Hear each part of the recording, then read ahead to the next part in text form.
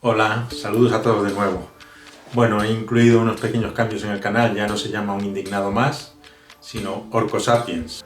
Orco Sapiens por las verdades burras. Bueno, este es un canal todavía humilde y chiquitito, con poquísimos suscriptores, y es el momento de hacer este cambio. Bueno, y aunque mi programa de hoy va de este plan que existía ya, un plan para las pandemias, quiero abrir con un pequeño aperitivo. Me ha dado por explorar un poquito en Google la dirección de esta empresa, la que se llevó el concurso de los test estos que fueron y vinieron de China 2 veces y que el gobierno no quería declarar quién era la empresa que estaba haciendo la negociación. Recordemos que fue en un momento determinante de la lucha contra la crisis. Estuvimos casi 15 días sin los test, esperando a ver si llegábamos o no, cuando la rapidez en los test es importante. Bueno, pues veamos cuál es esta empresa, radicada a 20 kilómetros del domicilio del ministro de Sanidad. Buscamos en Google Interpharma y vemos aquí su dirección. Copiamos la dirección y la trasladamos directamente al buscador de Google Maps y vamos a ver el Street View. Y esto, señores, es la empresa que tuvo en vilo a toda España con los test. La encargada de traer los 650.000 test que podían haberle dado un vuelco a la situación en España.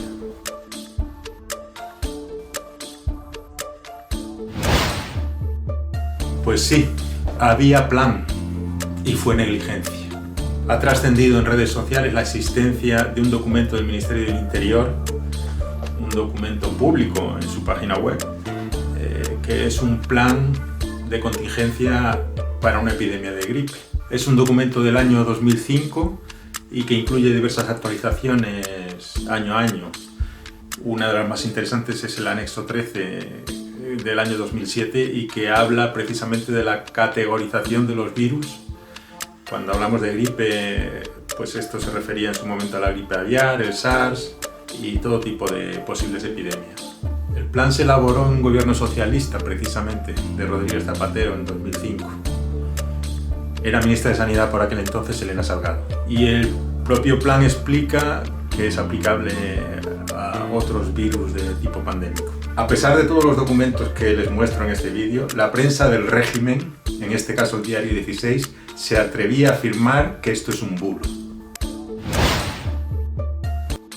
El COVID-19 tiene una tasa de letalidad estimada del 1%, 1,4%.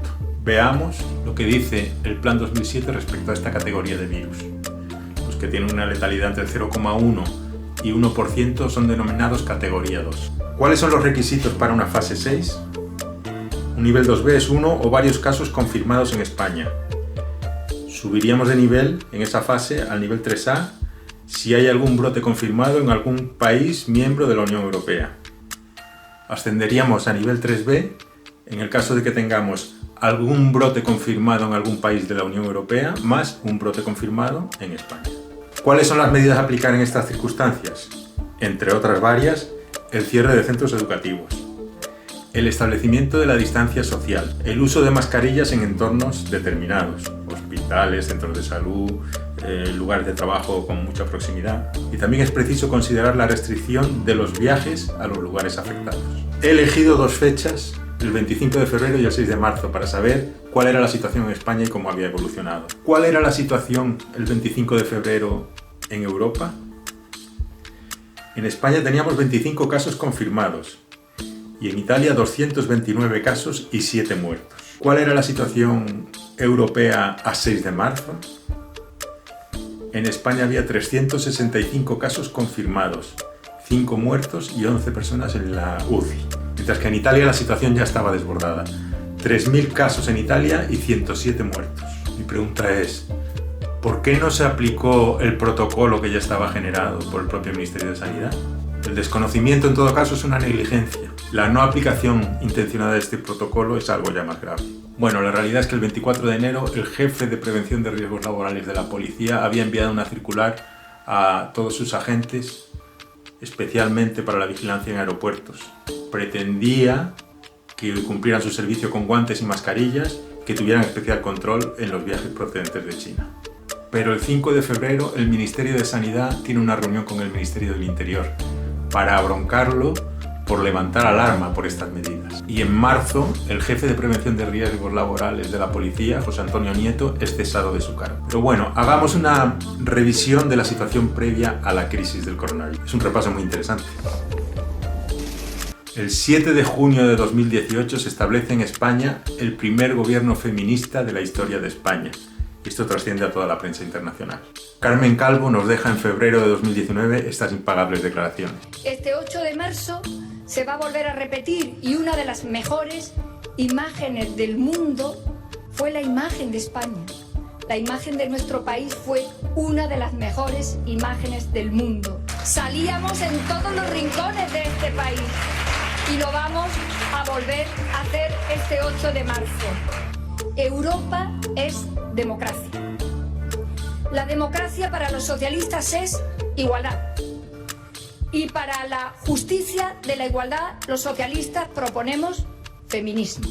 El 13 de febrero de 2020, tras la agonía de los pactos, se forma en España el segundo gobierno feminista de la historia de España. Este es un gobierno feminista del primero al último, declaraba Adriana Lastra, de cara al 8M. España adelanta a Suecia y es el gobierno más feminista de Europa, afirmaba la agencia Eurostat a 6 de marzo de 2020. ¿Y cuál es la fiesta más guay del feminismo?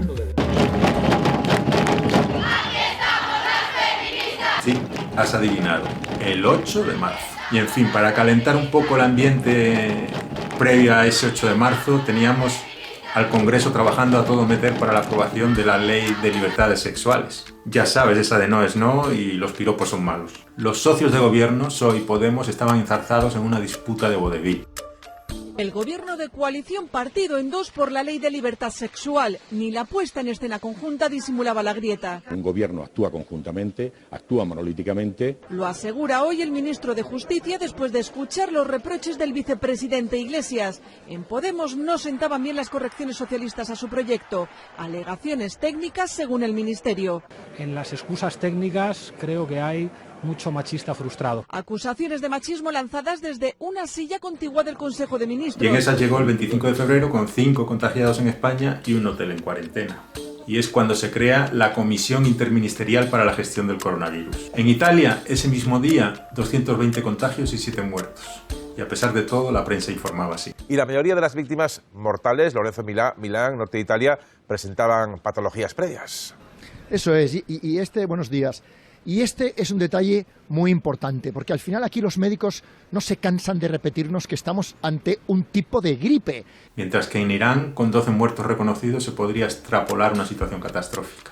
La política informativa ha sido absolutamente desastrosa, minimizando el riesgo.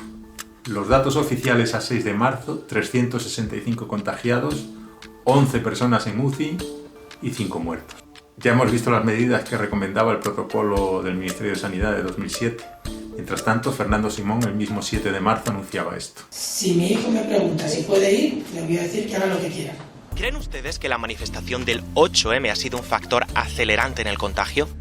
We believe that there were at least 260,000 total people in Spain with COVID-19 infections by 8th of March. Just a week later, on 15th of March, our estimates for Spain are between 1.1 million people and 2 million people infected. Claro, las cosas no pueden pasar así bruscamente de blanco a negro. Resulta que el 8 de marzo todo estaba correcto y podíamos salir a la calle y manifestarnos, y el 9 de marzo tenemos una crisis sanitaria. Es necesario hacerlo poco a poco. Primero que hemos decidido es un cambio de escenario. Pasamos de un escenario de contención a un escenario de contención reforzada. Para rematar y agravar la situación, el propio presidente del gobierno anuncia el viernes 13 de marzo que se va a celebrar el sábado un Consejo de Ministros para declarar el estado de emergencia, provocando una estampida de ciudadanos de Madrid hacia las otras regiones. Una verdadera bomba biológica. Las justificaciones de los madrileños que han huido de la comunidad en cuanto las cosas se han puesto feas van de la superstición. Yo creo que el mal lo quema todo.